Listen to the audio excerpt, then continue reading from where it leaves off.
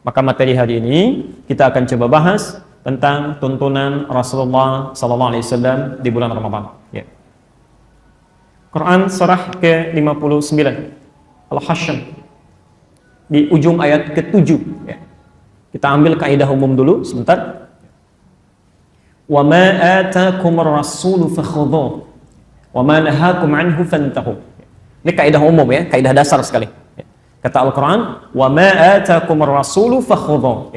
Maka segala yang dibawa oleh Rasul, dituntun oleh beliau, itu yang cepat kita ambil. Khudh itu ambil dengan segera.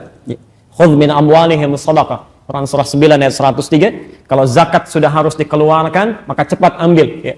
Kalau orangnya tidak ingat untuk mengeluarkan, yang ingat berikan tahu. Kasih kabar, itu harus segera disampaikan. Wa ma'atakumur rasulu fakhudhuh. Segala yang dituntun oleh Nabi, dicontohkan, ya, diberikan tuntunannya pada kita, cepat ambil itu. Dalam konteks Ramadan, maka apa yang Nabi kerjakan saat Ramadan itu? Malamnya beliau kerjakan apa? Siangnya beliau lakukan apa? Kita inventarisir semuanya itu, keluarkan oleh kita, dan coba kita teladani dalam kehidupan Ramadan kita.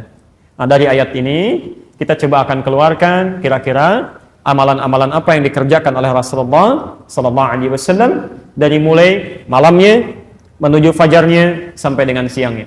Dan itu yang coba kita maksimalkan. Ya. Di rumus gampangnya, yang Nabi kerjakan itu kita lakukan. Yang Nabi nggak kerjakan kita nggak usah ambil. Ya. Nabi saja tidak mengerjakan, masa kita mau kerjakan? Baik, Bismillahirrahmanirrahim. Kita coba fokuskan ya, materi kita. Mudah-mudahan bisa maksimal dan semoga Allah berikan kemudahan pada apa yang kita bahas. Saya mohon izin untuk menulis, mudah-mudahan bisa terlihat. Anda yang belum nampak jelas bisa maju saja ke depan ya, supaya bisa mendapatkan kejelasan lebih.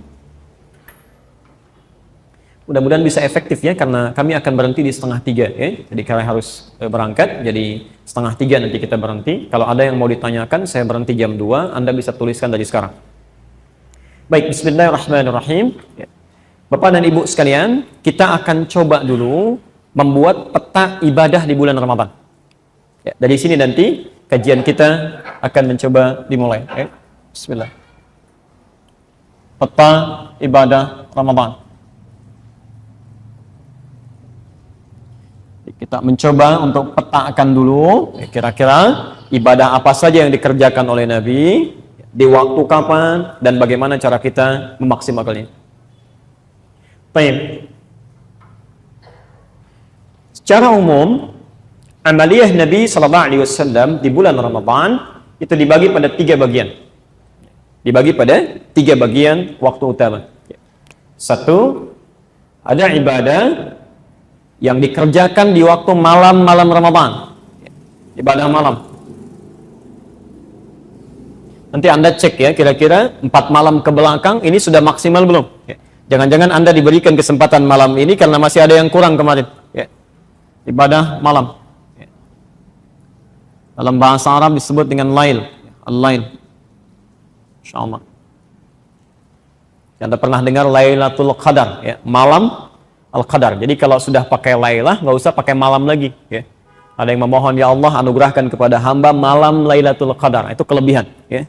Jadi kalau sudah pakai lailah, malamnya hilang. Ya. Kita ketemuan di Masjid Al-Istiqamah setelah ba'da asar. Ya. Nah, itu ba'da bahasa Indonesia setelah. Jadi kalau sudah pakai setelah, jangan pakai ba'da lagi. Ya. Jadi kalau ada laila itu malam. Ya. Ibu Laila, nah, ibu malam-malam tuh. Ada nama itu. Baik, 2. Bismillah. Ada ibadah sahar. Sahar. Hati-hati, ini jarang diketahui. Jarang diketahui, tapi pahalanya luar biasa melimpah. InsyaAllah. Sahar. Oke. Sahar itu singkatnya adalah waktu singkat menjelang fajar. Kisaran 20 menit sampai 30 menit menjelang fajar. 20 sampai 30 menit menjelang fajar. Ya. Ada ibadah khusus dituntun oleh Rasulullah SAW. Ya, jangan-jangan kita belum lakukan ya 4 hari ke belakang. Saya agak lambatkan. Ibadah malam waktunya dimulai ba'da isya, setelah isya. Ba'da isya sampai menjelang sahar, di waktu yang kedua. Jadi begitu masuk waktu sahar, ini selesai, pindah ke amalan selanjutnya. Nanti kita lihat spesifikasi amalannya. Dan yang ketiga ada disebut dengan ibadatun nahar, ibadah siang. Bismillah. Ibadah siang. Baik. Ibadatun nahar. Waktunya terbentang dari mulai fajar ya, sampai dengan maghrib menjelang isya. Baik, saya rumuskan lagi ya. Ada ibadah yang berlaku di malam hari. Waktunya dari ba'da isya sampai dengan sahar. Ada ibadah yang dilakukan di waktu sahar. Hati-hati, bukan sahur tapi sahar. Ya, nanti kita lihat.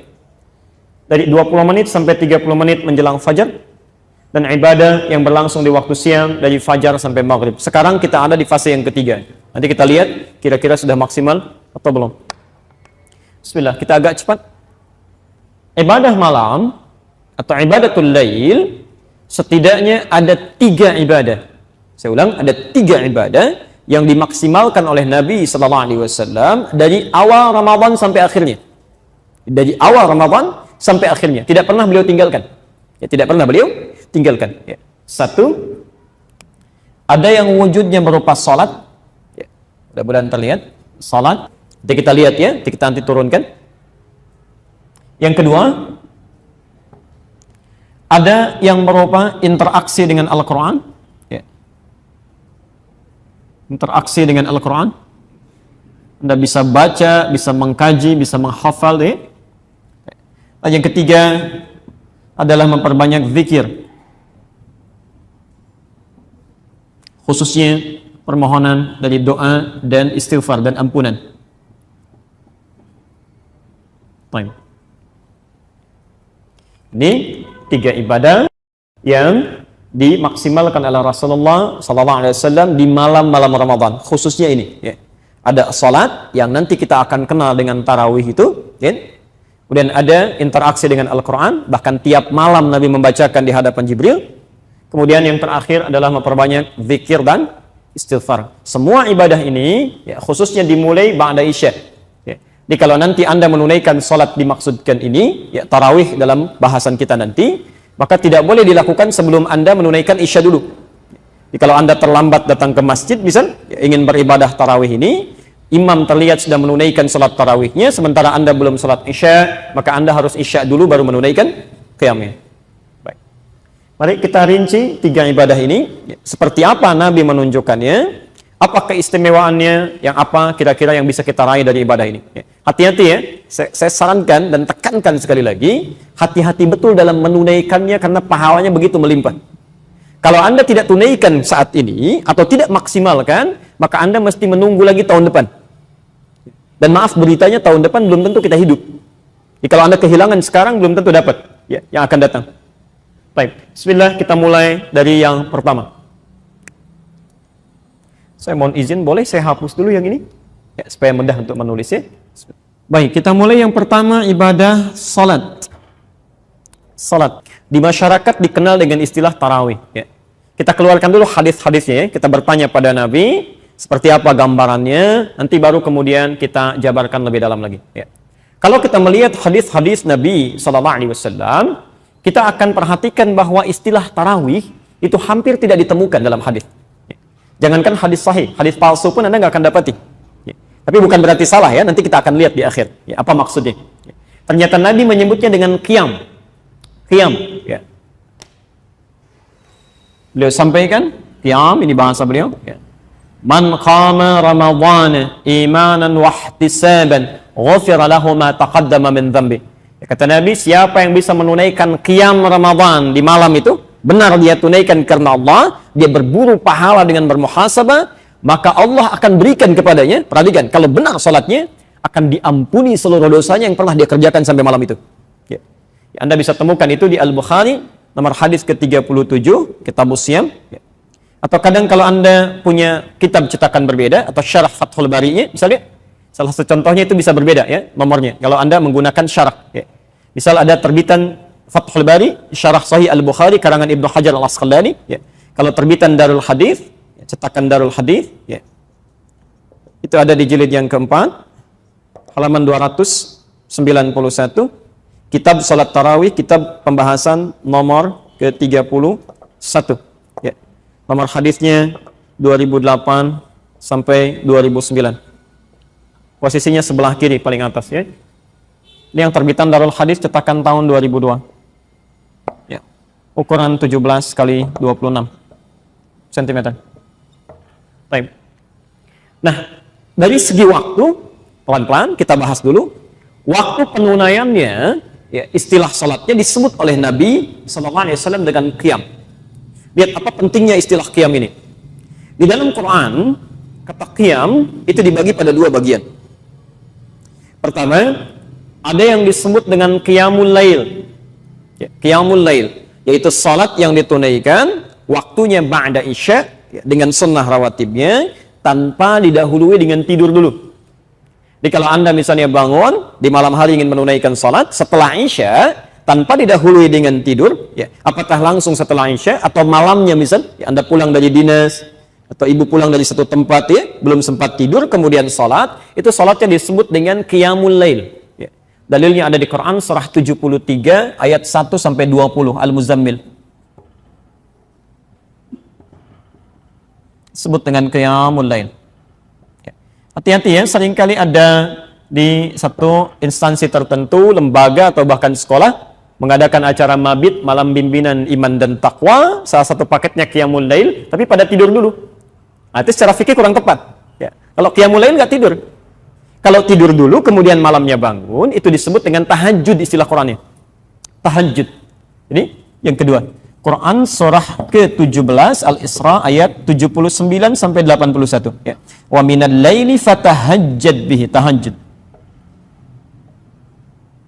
Baik. Fokus. Kalau Nabi menyebutkan salat di malam Ramadan ini dengan istilah qiyamul lail fi Ramadan, maka Anda harus menunaikannya langsung setelah Isya, tidak boleh didahului dengan tidur.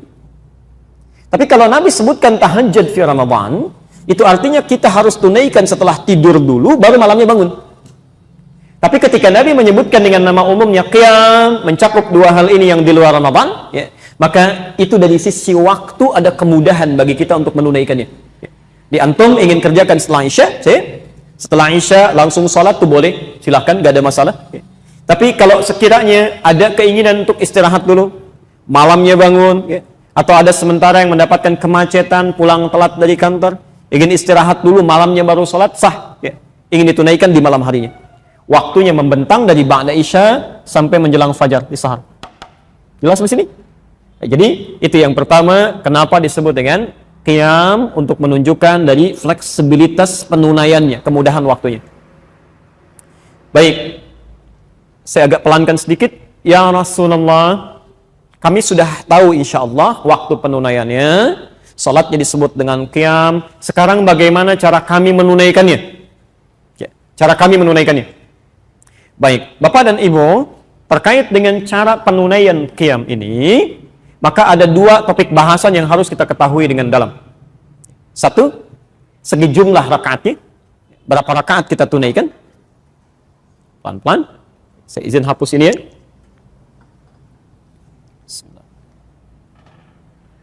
Bahasan pertama dari sisi rakaatnya.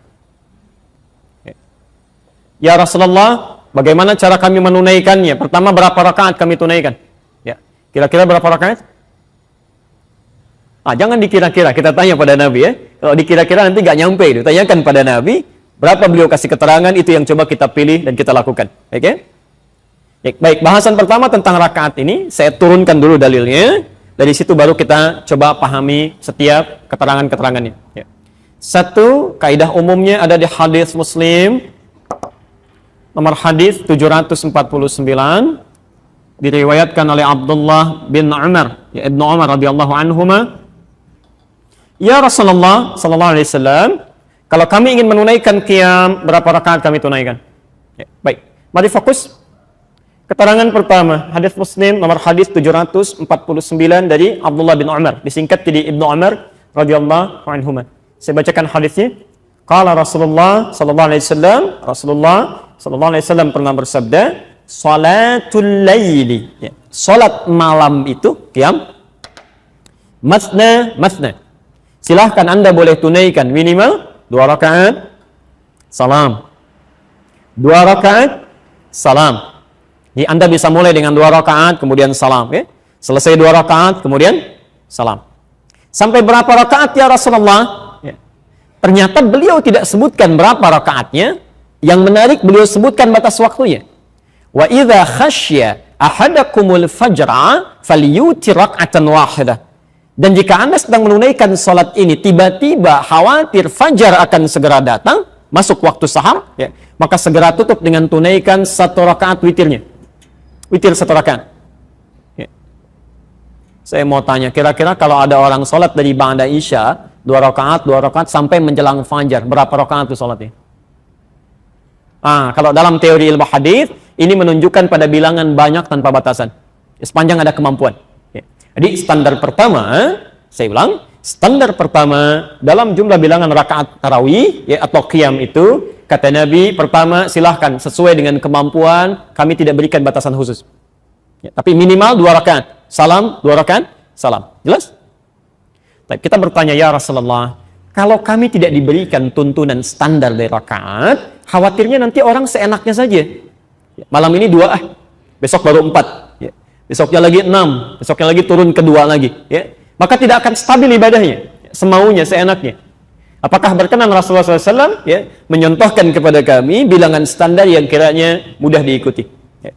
Maka Abdullah bin Mas'ud dan Hudzaifah al-Yamani mencoba bertanya kepada Sayyidah Aisyah, istri Rasulullah SAW, bagaimana sifat salatnya Nabi SAW. Ya. Maka kemudian dijawablah dan direkam di Sahih Al-Bukhari nomor hadis 1147 dan di hadis Muslim nomor hadis 738. Saya bacakan hadisnya. Maka yazidu fi Ramadan wala fi ghairihi. Kata Aisyah radhiyallahu anha, selama bersama saya, lihat kalimatnya, selama bersama saya Rasulullah sallallahu alaihi wasallam dalam salat qiyamnya di Ramadan atau di luar Ramadan, beliau tidak pernah lebih dari ada 11 raka'atan, 11 rakaat. Hadis yang pertama. Ya. Baik, pelan-pelan fokus, kalau ada tambahan spidol barangkali bisa enggak melengkapi. Ya. Di 1 ini redaksi 11 rakaat yang standar, ya. Bagaimana cara menunaikannya? Kata Sayyidah Aisyah, yusalli arba'an. Pertama, beliau lakukan dulu 4 rakaat, kemudian salam. Thumma yusalli arba'an, kemudian salat 4 rakaat lagi, kemudian salam. Thumma yusalli thalathan, kemudian tutup dengan witir 3 rakaat. Jika Anda kemudian menemukan di sebagian tempat ada orang tertentu atau saudara kita menunaikan salat qiyamnya dengan 11 rakaat, urutan kemudian 4, kemudian 4, kemudian 3, itu benar. Ya, disandarkan pada hadis riwayat Aisyah radhiyallahu anha. Jelas sampai sini? Baik. Apakah kemudian harus 4-4-3 saja? Ternyata keterangan Ibnu Abbas, ya, hadis Muslim nomor hadis 764, menyampaikan saat Rasulullah sallallahu alaihi wasallam tinggal dengan bibinya Maimunah. Ya. Kan Rasulullah tidak setiap malam di rumah Aisyah kan? Ya, kadang di tempat istri beliau yang lain, di Ummu Habibah, Ummu Kulthum, ada Maimunah, ada Zainab. Nah, saat menginap di rumah bibinya Ibnu Abbas, ya kata Ibnu Abbas, saya bacakan hadisnya, kana salatun nabiyyi sallallahu alaihi wasallam, kami saksikan salatnya Nabi sallallahu alaihi wasallam 13 raka'atan, 13 rakaat. Masya Allah. Nanti kita lihat ya. Dan ternyata 13 rakaat ini pun inti salatnya 11 juga. 11 juga. Ya. Di inti salatnya 11 rakaat, yang 2-nya itu dikenal dengan istilah khafifatain. Ya, nanti saya terangkan.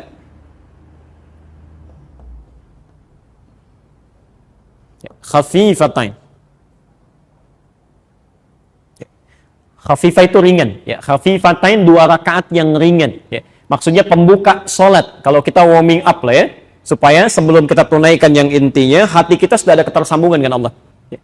Kenapa disebut khafifah ringan? Karena sholat ini saat ditunaikan, itu Anda tidak membacakan iftitah dan surah.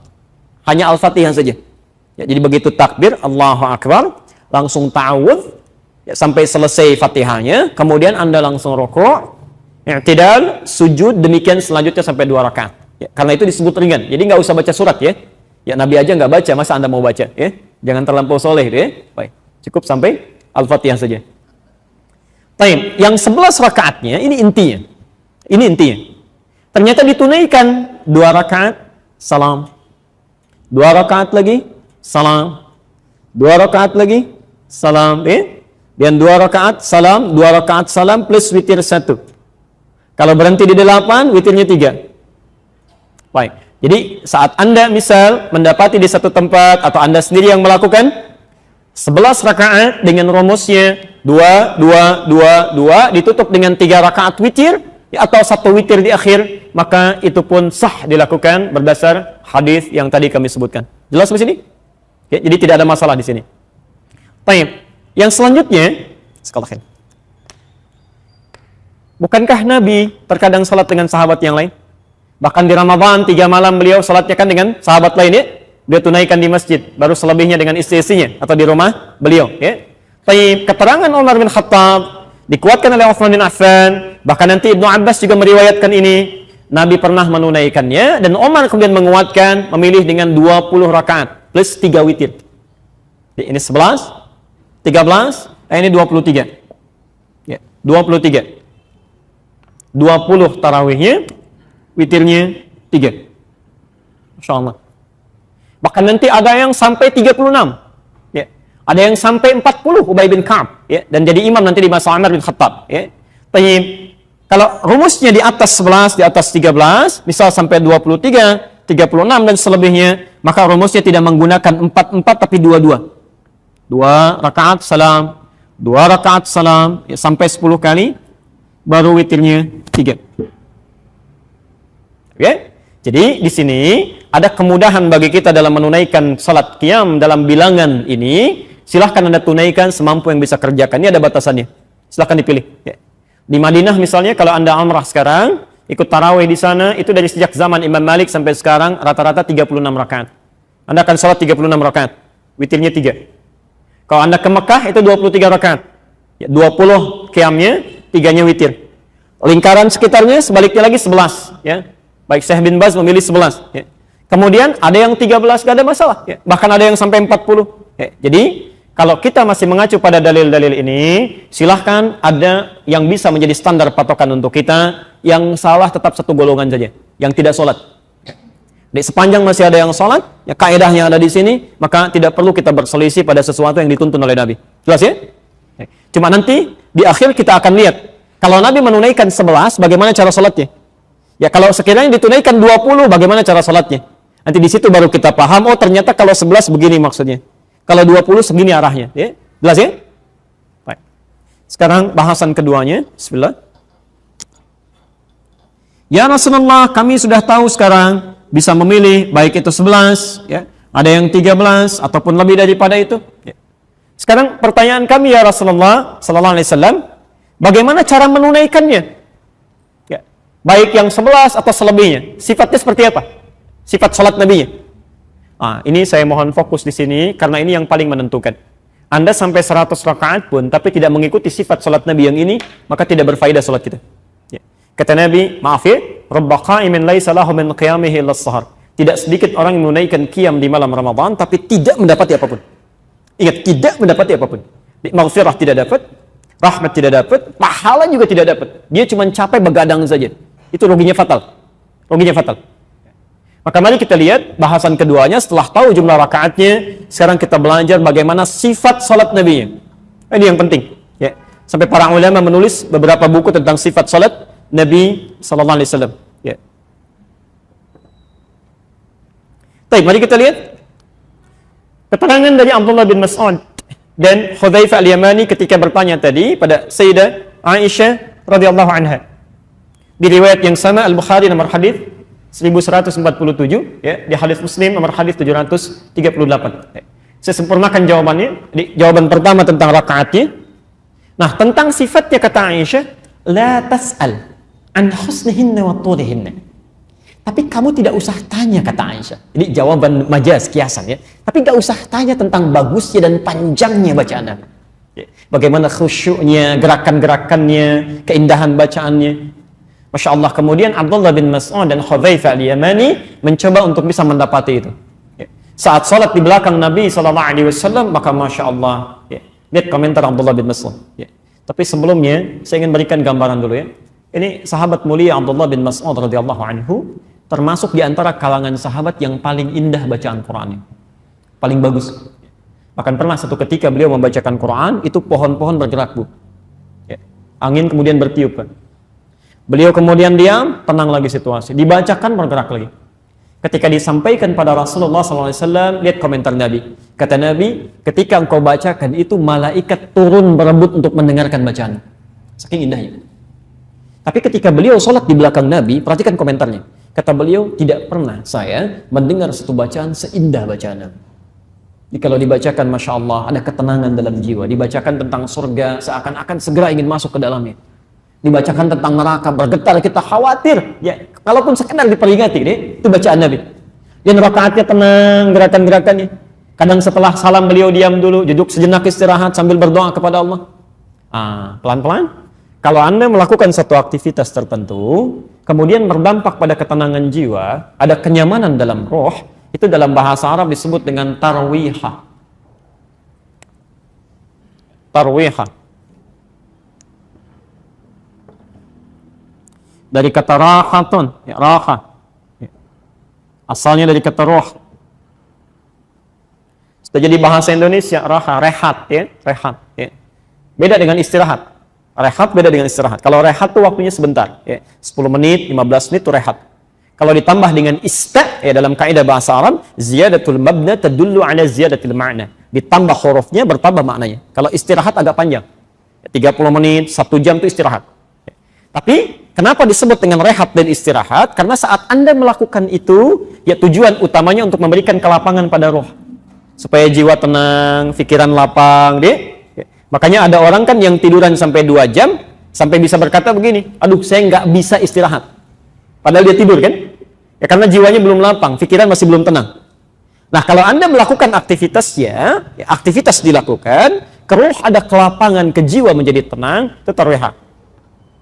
Kalau dijamakkan, misal Anda lakukan 2 rakaat, 4 rakaat, 6 rakaat, 8 rakaat, 11 rakaat, maka dijamakkan dari tarwihah menjadi tarawih. Tarawih. Tulis. Tarawih itu bukan nama sholatnya. Tarawih itu nama sifat sholatnya. Saya ulang, sifat sholatnya. Diseakan-akan, kenapa kemudian dipopulerkan istilah tarawih, ingin memberikan pesan kepada kita, mohon maaf, kalau Anda ingin tunaikan sholat ini, ingin meniru seperti apa Nabi melakukannya, maka tunaikan dengan tarawih. Yang tenang, kan? Bacaannya yang baik. Ya Anda kalau berkata, yuk kita tarawih, artinya Anda mau mencari imam yang baik. Yang bacaannya baik, yang tenang, yang rakaatnya tidak terlampau terburu-buru. Ya. Saya agak kurang memahami ya, kalau misalnya, maaf ya, ada orang menunaikan tarawih yang 11 rakaat saja hampir 1 jam. Masa yang 23 cuma 15 menit? Ada yang 10 menit ya. Saya baru terima berita di satu tempat di Indonesia ada yang 10 menit tuh. Ya, tahun lalu rekor 7 menit. Allahu Akbar, Allahu Akbar. Oh, itu bukan tarawih namanya. Bukan tarawih ya. Hati-hati ya. Baik. Kamis lalu sebelum Ramadan saya mengajar, ada seorang ibu mengatakan, bahkan di tempat saya Ustadz katanya imamnya sampai nggak nafas Al-Fatihahnya. Saya bilang bisa hidup tuh sampai nggak nafas ya. Masya Allah, dia saking cepatnya gitu ya. Itu bukan tarawih, bukan tarawih. Coba perbaiki ya. Dengan yang ada di antara kita dalam 4 malam ke belakang yang mengalami situasi ini, maka diberikan kesempatan oleh Allah malam ini dan selanjutnya insya Allah untuk memperbaiki. 2. Kita lanjutkan keterangannya. Saking nikmatnya bacaan Nabi SAW, kata Aisyah, jangan tanya panjangnya. Ternyata dalam kenikmatan itu, ketika dirasa-rasa, rakaat pertama saja, ini rakaat pertamanya, itu sudah sampai 100 ayat. Nabi SAW, rakaat pertama ini. Kata Abdullah bin Mas'ud, saya duga akan rukuk. Ternyata nyambung ke Ali Imran. InsyaAllah. Al-Baqarah 286 ayat, Ali Imran 200 ayat. Saya duga akan rukuk. Ternyata nyambung lagi ke An-Nisa. Sampai ayat 176. 5 juz 4 halaman. Makanya Aisyah radhiyallahu anha wajar mengatakan, gak usah ditanya deh panjang dan bagusnya kan ya. Satu rakaatnya 5 juz 4 halaman. Nabi, Rasul, dijamin masuk surga, orang paling takwa, tingkat surga paling tinggi, rakaat pertamanya 5 juz 4 halaman. Ya. Besoknya kata Abdullah bin Mas'ud dan Hudzaifah al-Yamani, kami tidak ikutan lagi. Ya. Bukan karena capeknya, bukan. Itu mereka sudah terbiasa. Ya. Karena kata Abdullah bin Mas'ud, saya seringkali menduga ini Nabi kapan rukunya. Jadi untuk memberikan jeda supaya beliau bisa praktekkan lagi. Tapi karena saya sering menduga itu, saya merasa saya kurang khusyuk nih, bukan nabinya. Ya. Jadi kemudian sifat-sifat dari sesuatu yang kita keluarkan. Ya. Kalau sahabat biasa Pak, Bu ya. Anda misalnya bisa buka kitabnya Imam An-Nawawi ya, yang mengarang Al-Arba'in itu 42 hadis ya. Riyadhus Shalihin 1896 hadis. Itu sebelum menulis kitab-kitab ini termasuk Al-Majmu', itu menulis dulu kitab At-Tibyan. Ya, At-Tibyan fi Adab Hamalatil Quran. Saya sarankan Anda punya ini ya. Itu salah satu kitab yang bagus menerangkan bagaimana cara ta'lim yang baik. Ya. Termasuk ibu kalau anaknya ingin cepat ya sampai ilmunya, cepat paham, mendapat keberkahan dalam belajar, ibu cari buku ini ya. Terutama juga yang kedua itu petunjuk menghafal Quran dengan baik dan berkah. Ya. Kalau bahasa Arabnya itu ada terbitan Darun Nafais yang warna kuning. Ya. Itu kisah tadi bisa Anda temukan salah satunya di halaman 47 sebelah kiri posisinya, paragraf ketiga baris 1 sampai dengan 7. Ya. Kata beliau, sahabat itu dibalik segala kesibukannya, Uthman bin Affan, Abdurrahman bin Auf, Umar bin Khattab, itu masih sempat menunaikan qiyamnya sampai khatam Quran bahkan. Jadi biasa. Nah, dari kesimpulan ini, para ulama memberikan pendapat kepada kita, sunnahnya dalam salat qiyam itu hendaknya memperpanjang bacaan ayatnya. Perbanyak ya, sesuai dengan kadar kemampuan kita. Di sunnah yang kedua, sifat salatnya perbanyak atau perpanjang bacaan ayat. Ya. Misal Anda yang sebelum Ramadan, ya, bacaan sering salat malam tapi kadang cuma juz amma aja kan? Kadang-kadang ada sementara orang yang paling amma dia, qul huwallah, qul a'udzu birabbil falaq, qul a'udzu birabbin nas, macam-macam. Ah, Ramadan tambah. Anda naikkan, ya. Naik ke Al-Insyirah, Ad-Duha, Al-Ghasyiyah, supaya pahala kembali berlimpah. Semakin banyak. Ya. Ini kalau bisa setiap ada kebaikan ada buruk. Ya. Saya mau tanya begini. Masih ingat bahasan kita dulu? Kalau kita baca Quran, satu hurufnya berapa pahalanya? 10. At-Tirmidzi nomor hadis 2910. Baik. Man qara'a harfan min kitabillah falahu asyru hasanat. Siapa yang bisa baca satu huruf saja dari Al-Quran, dia bisa mendapatkan 10 kebaikan setiap hurufnya. Anda bacakan alif, lam, mim, 3 huruf dapat 30 kebaikan. Itu di luar Ramadan. Saat Ramadan, ingat betul ya catatan ini, saat Ramadan, ketentuan ini tidak berlaku. Saya ulang, ketentuan ini tidak berlaku. Yang berlaku hadisnya hadis qudsi. Hadis qudsi, Allah langsung yang menyampaikan melalui lisan Nabi SAW. Ya. Terdapat di Al-Bukhari nomor hadis 1793, hadis Muslim nomor hadis 1151, di Ibnu Majah nomor hadis 1638. Saya bacakan hadisnya. Qala Allah Azza wa Jalla, kata Nabi SAW, ya Allah Subhanahu wa Ta'ala berfirman di hadis qudsi, saya langsung ke ujungnya, ke intinya. As-siyamu li wa ana ajzi bihi. Puasa itu tunaikan dengan benar karenaku, kata Allah, karenaku. Jadi untuk Allah saja. Jangan cuma formalitas ya. Yang lain puasa, Anda ikut puasa, yang penting tahan lapar, tahan haus, itu kurang tepat. Kata Allah, tunaikan puasa untukku, wa ana ajzi bihi. Maka setiap engkau melakukan kebaikan dalam puasa itu, saya akan langsung memberikan pahalanya. Kalau hari biasa malaikat tulis siapkan pahala, Ramadan tidak, Allah yang langsung berikan. Dan minimalnya, perhatikan, minimalnya wal hasanatu bi asyri amsalihha. Setiap kebaikan yang dilakukan saat Ramadan itu, Anda bisa mendapatkan 10 kali lipat hari biasa. Jadi kalau Anda baca ayat Quran misalnya, maaf tadi alif lam mim, biasa 30, Ramadan kali 10 lagi. Satu hurufnya 100 kebaikan. Maka rugilah orang sekiranya, maaf ya, hanya sekedar mencukupkan pada bacaan yang sedikit, tidak diperbanyak. Termasuk bacaan di luar salatnya. Anda mesti punya target ya, mesti punya target. Di sehari mesti baca berapa ayat, kemana sedekahnya, apa yang mau dikerjakan kebaikannya, ayo keluarkan. Ya. Jadi perbanyak ayat sekiranya untuk bisa memperbanyak pahala kebaikan. Termasuk cari imam yang baik-baik. Ya. Biasanya yang singkat-singkat di weekend, Sabtu, Ahad, cobalah Anda cari imam yang sekiranya misal bisa 1 juz ya, atau minimal setengah juz sesuai dengan kadar kemampuan. Ya. Berita baiknya dari Nabi, innama ju'idal imamu liyutamma bihi. Imam itu dijadikan untuk diikuti oleh makmum. Ya. Fa qira'atul imam, qira'atul makmum.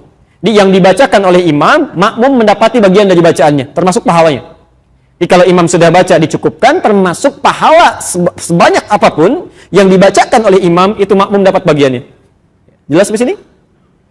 Baik. Saya akan masuk pada bagian yang terakhir dari amalan Nabi di waktu malam itu. Ini yang paling penting. Sifatnya. Saya mau fokus sini, ya. Karena ini yang menentukan apakah dosa kita bisa berpeluang diampuni atau tidak. Ya.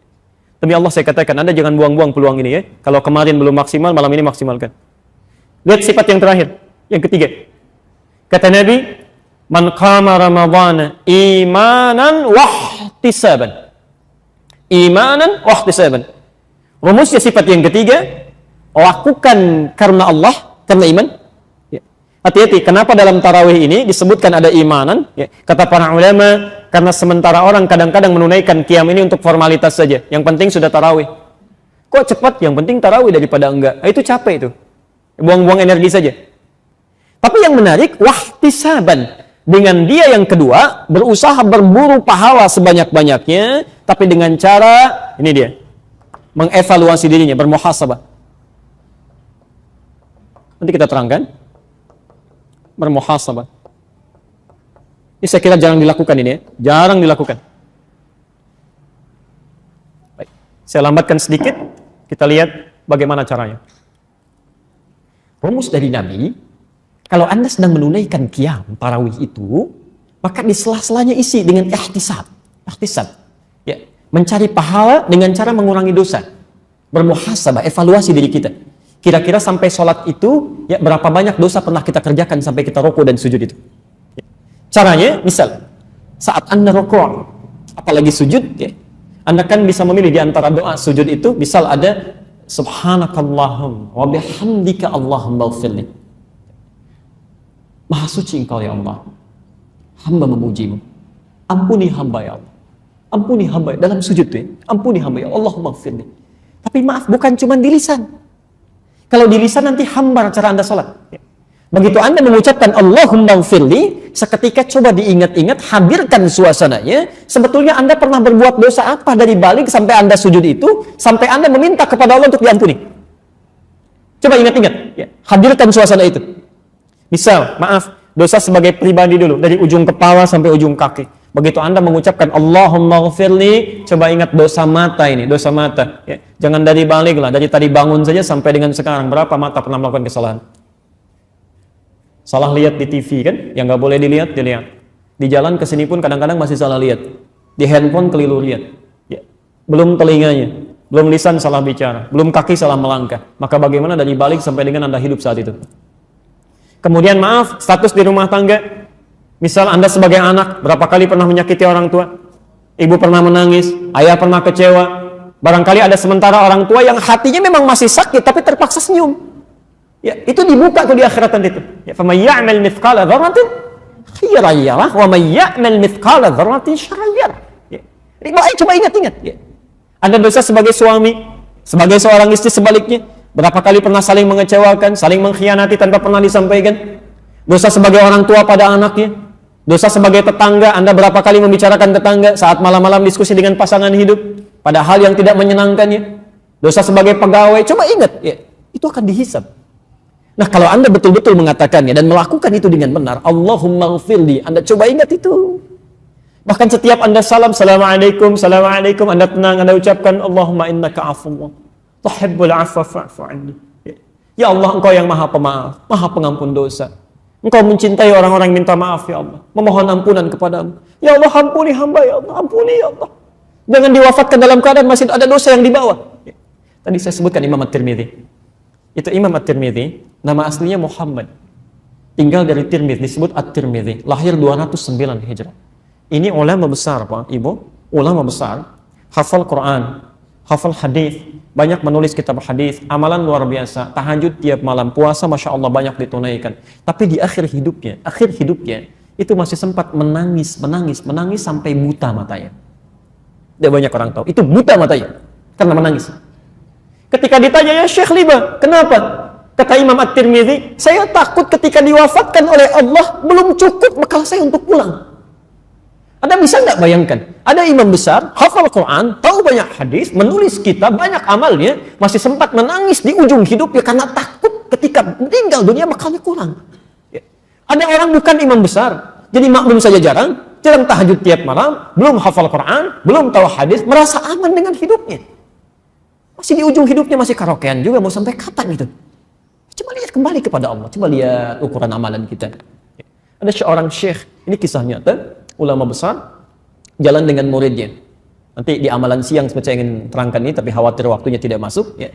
Begitu jalan di siang-siang, tiba-tiba melewati satu tempat, syekh ini tiba-tiba menangis dan pingsan seketika. Pingsan. Orang penasaran, ketika dibangunkan oleh muridnya, ditanya, "Syekh, ma'asabah, apa yang menimpa Anda?" Perhatikan jawaban syekh ini. "Wallahi demi Allah," katanya, "ketika saya menginjak tempat ini, saya teringat dulu saya pernah maksiat di tempat ini. Pernah salah saya. Saya takut dibangkitkan oleh Allah di akhirat. Nanti belum saya istighfari di tempat ini dan menjadi saksi bahwa saya pernah bermaksiat di sini."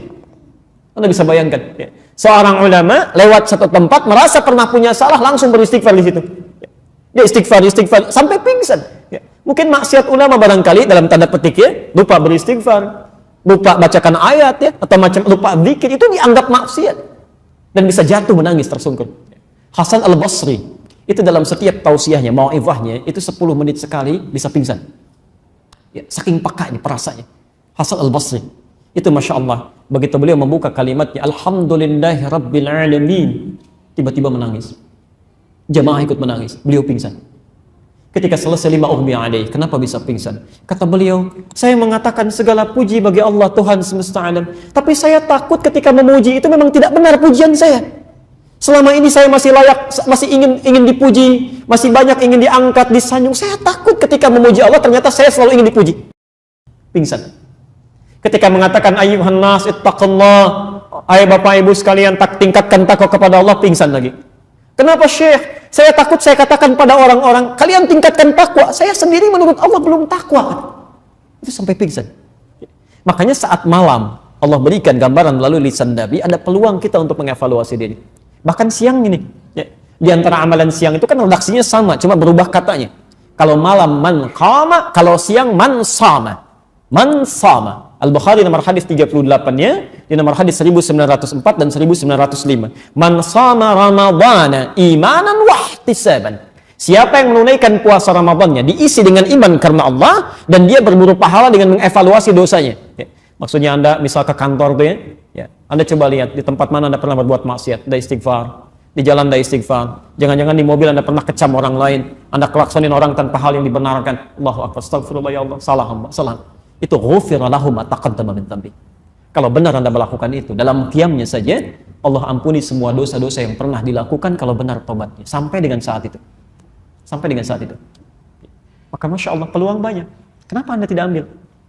Ya, 30 malam dibentangkan, 30 siang dihadirkan. Anda nggak ambil, itu keterlaluan. Keterlaluan. Ya. Sampai di riwayat Al-Hakim An-Naisaburi di kitabnya Al-Mustadrak, ya, itu pernah dikisahkan. Malaikat sampai turun dari langit. Sampai turun dari langit. Ketika Nabi akan mulai khutbah ya, dalam mimbarnya, jadi mimbar Nabi itu ada 3 gundukan, 3 tangga itu. Begitu nginjak pada gundukan pertama, turun malaikat menyampaikan. Lihat kalimatnya. Raghima anfu rajul. Dalam riwayat lain bu'dan. Ya, kata malaikat Jibril, sungguh celaka dan keterlaluan. Celaka dan keterlaluan. Ya, jauh dari rahmat Allah, jauh dari ampunan, jauh dari kebaikan. Siapa dia? Liman adraka Ramadhana falam yughfar lahu. Orang yang sudah disampaikan ke bulan Ramadan tapi tak mampu diampuni dosanya di bulan itu.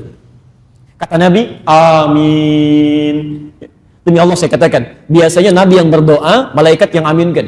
Kita berdoa, malaikat aminkan. Man wafaqa ta'minuhu ta'minal malaika ghufira lahu ma taqaddama min dhanbi. Siapa yang aminnya bersamaan dengan aminnya malaikat. Jadi biasanya kita berdoa, malaikat mengaminkan. Ini terbalik. Malaikat yang menyampaikan, Nabi mengatakan amin. Ya, kalau Anda diberikan waktu, ada 1 menit yang istighfar diampuni dosanya. Ada orang kelewat, mungkin wajar. Ini 30 malam, 30 siang. Waktunya membentang, tidak diambil juga, itu keterlaluan. Kata Jibril, keterlaluan. Ya. Dan barangkali mohon maaf ya, coba Anda cek lagi, ya kenapa diberi kesempatan siang ini atau malam nanti. Barangkali salah satunya ada sekian dari dosa kita yang belum kita istighfar. Ya. Ada orang-orang baik yang bahkan tidak mendapati Ramadan.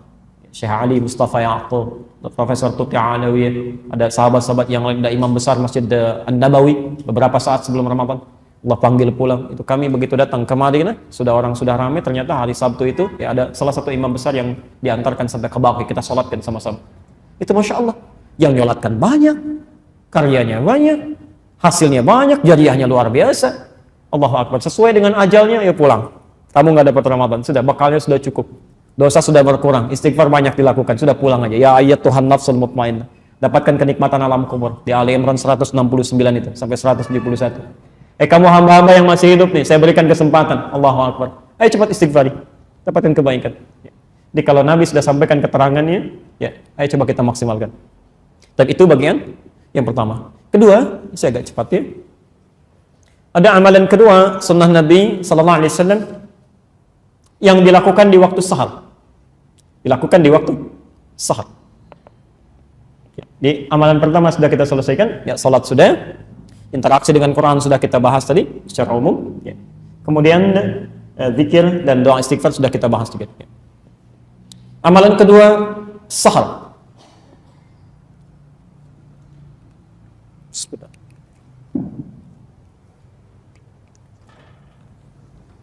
Amalan yang berlangsung di waktu sahar. Jadi bukan sahur ya. Ingat, waktunya disebut sahar.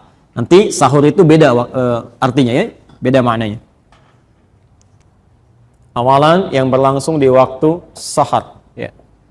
Arabnya seperti ini, sahar. Ya. Jamaknya disebut dengan ashar. Ashar. Baik, fokus. Bismillah. Waktu sahar itu kisaran 20 menit sampai 30 menit menjelang fajar. 20 sampai 30 menit menjelang fajar. Jelang subuh. Pelan-pelan.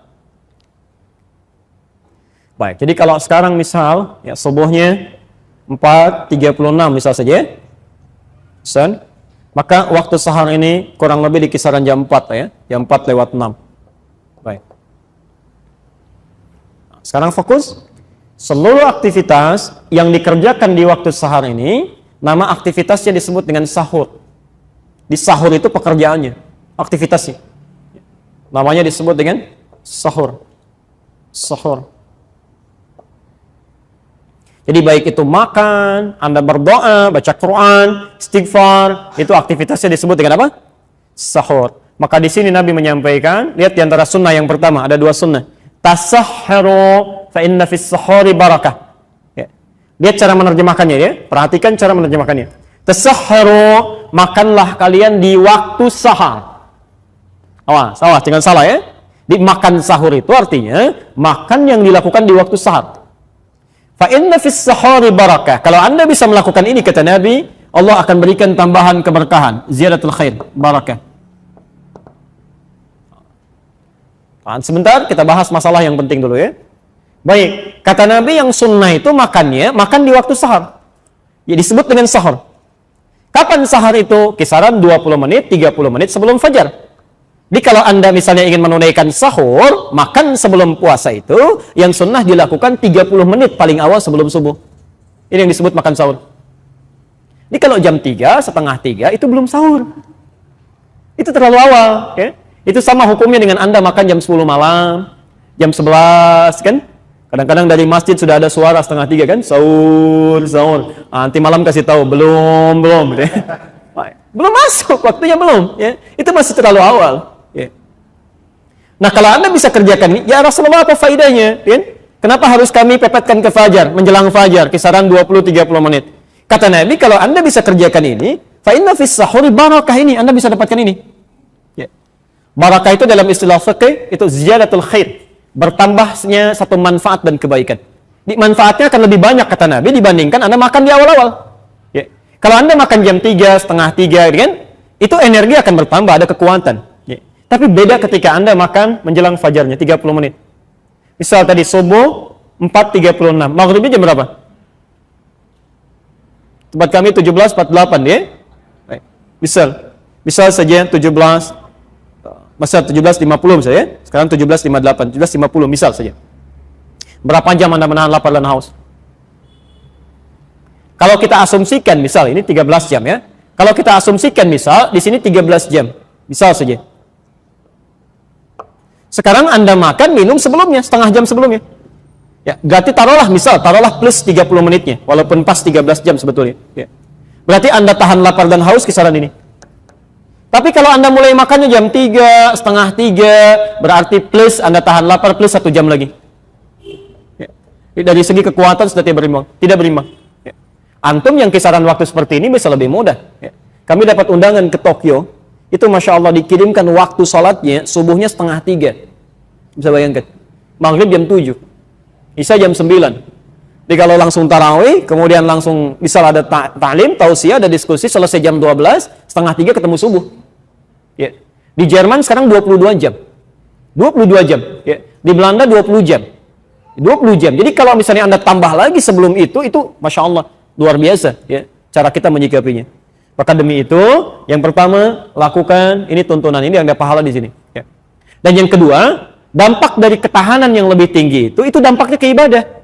Karena Anda energinya masih kuat, kekuatan masih ada, semangat menunaikan ibadah bisa lebih banyak daripada yang lainnya. Ya. Masa Anda bisa digunakan untuk baca Quran, ya, perbanyak sunnahnya, perbanyak sedekah. Biasanya kalau semakin berkurang tenaga, energi semakin habis, maka bawaannya lemas. Teman lemas itu tidur, pasti itu tidur. Kantor cari musola gitu kan. Di rumah lihat kasur tidur lagi, ke masjid juga tidur lagi. Ini maksimal ini. Jelas ya? Tanya. Amalan terakhir di waktu saat. Di sini nanti kita berhenti dulu ya. Kita bacakan beberapa pertanyaan insyaallah.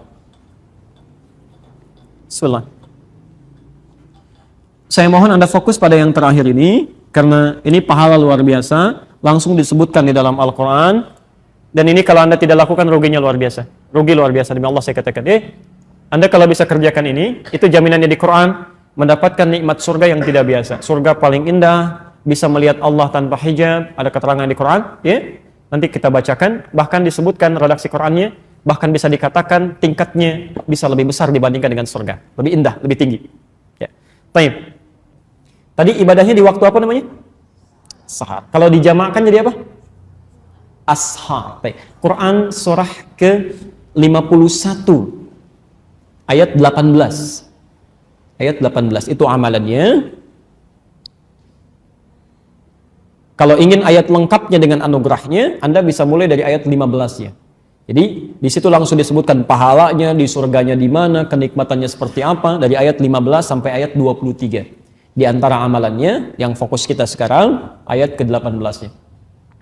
Innal muttaqina fi jannatin wa 'uyun. Ada sementara orang takwa yang nanti tinggalnya di taman surga. Saya mau tanya, tujuan dari puasa itu supaya apa?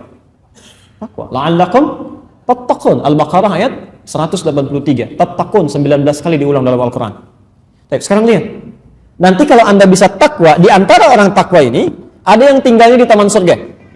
Di orang takwa itu ada yang di taman surga, ada yang di surga seluas langit dan bumi. Ali Imran ayat 133 sampai 134 itu yang di surga seluas langit dan bumi.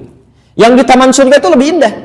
Perhatikan kalimatnya. Akhidhina ma atahum rabbuhum. Di antara perbedaan taman surga dengan surga yang lain, taman surga ketika Anda membutuhkan apapun itu Allah langsung yang berikan tanpa perantara. Kun fayakun, jangan dibayangkan. Ya, langsung diberikan. Tapi surga lain yang lebih rendah di bawahnya itu yang melayani pangeran surga, namanya wildanun mukhalladun. Ya. Jadi kalau Anda misalnya butuh mau minum sesuatu, maka dia datang. Kalau perempuan pangeran surga, laki-laki bidadari surga. Di aqwabi wa abariqa wa ka'sim min ma'in. Datang membawakan gelas-gelas yang berkilauan dengan emas yang luar biasa, dihiasi mutiara-mutiara yang berkemilauan. Mala 'ainan ra'at wa la udhunun sami'at wa la khatara 'ala qalbi bashar. Enggak pernah kelihatan oleh mata, terdengar oleh telinga, bahkan terlintas dalam benak kita. Di Anda bayangkan sekarang pun itu enggak akan pernah seperti itu. Ya. Tapi ini tidak. Dia langsung bisa melihat Allah tanpa hijab bahkan. Quran surah 75 Al-Qiyamah ayat 22 sampai ayat 23. Di mushaf standar paling kiri sebelah atas ya. Wujuhu yauma idzin nadhirah. Orang yang nanti Anda bisa saksikan wajahnya berbinar-binar. Gembira luar biasa. Bukan karena masuk surganya.